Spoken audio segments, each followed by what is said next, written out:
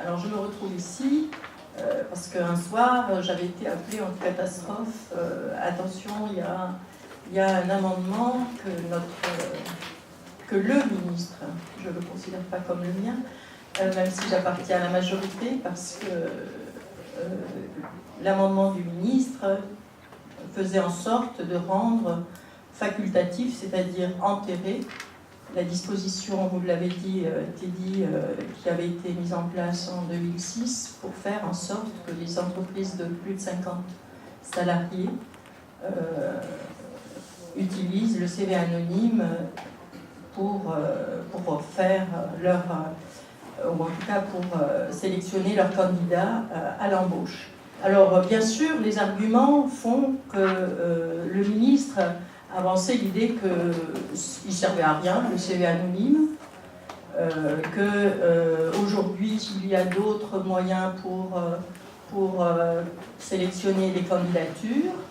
bien sûr les moyens modernes, Internet, et donc il n'y a pas de raison. Mais moi, je reste persuadée que c'était une volonté du patronat et que, d'ailleurs, ça a été salué favorablement par le patronat et notamment le MEDEF, puisque les petites entreprises, elles n'étaient pas concernées. Mais moi, je trouvais que c'était aussi un moyen pour permettre à des jeunes qui sont discriminés de par leur nom, de par le territoire où ils habitent, de par leur religion et tout ce que ça peut créer comme image dans le subconscient de certains de nos concitoyens. Et ça, pour le coup, l'actualité traitée par des chaînes de désinformation continue, moi je les appelle, qui ramollissent certains esprits et qui impriment, hélas, des réflexes qui ne sont pas là pour favoriser le vivre ensemble et pour permettre à chaque citoyen d'être reconnu dans sa diversité. Qui dit diversité dit aussi richesse. Et d'ailleurs, il y a un document qui a été, un livre qui a été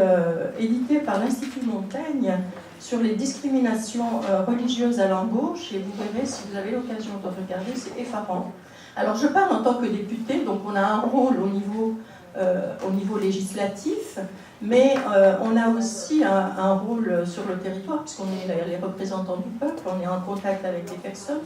mais j'ai aussi un vécu d'enseignante, et d'enseignante dans un lycée professionnel, et c'est vrai que c'est compliqué pour certains jeunes de